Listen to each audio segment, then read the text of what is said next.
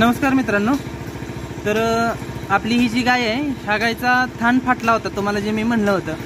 तर हिचा थन पूर्णपणे बरा झालेला आहे, आता थोडंसं शिल्लक राहिलेलं आहे। तर हिच्या थानाला काही इजा होऊ नये, जिथं टाके घेतले तिथं काही वडाताण होऊ नये म्हणून आपण हिला सायपन घातलेलं आहे, टीट सायपन। आणि टीट सायपननं आपण हिचं दूध काढून घेतोय। एका थानाचं दूध वाया गेले तर जाऊ द्या, पण आपलं जे हे आहे म्हणजे तिची जी जखम आहे ती लवकर भरून येण्यासाठी आपण हे करतोय। बाकीच्या 3 थानाला मशीन लावलेली आहे आणि ह्याला टीट सायपन घातलेलं आहे। बघा तुम्ही कसं पूर्ण व्यवस्थितपणे सगळं दूध निघून जातं हिचं। जर आपण टीट सायपन नाही वापरलं आणि आपण भीतीनं पूर्ण दूध जर नाही काढू शकलो तर ती जखम आहे तशी ती जखम पण बरी नाही होणार आणि दगडी पण होऊन बसेल।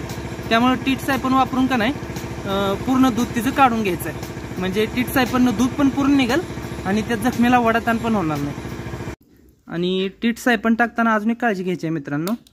टीट सायपन टाकताना नेहमी आयोडीनमध्ये बुडवून मगच टाकायचं आहे, म्हणजे बाहेरचं काय आतमध्ये जाऊ नये, काही कंटॅमिनेशन होऊ नये, काही जर्म वगैरे आत जाऊ नये याची काळजी घ्यायची आहे। आयोडीनमध्ये बुडवायचं आहे।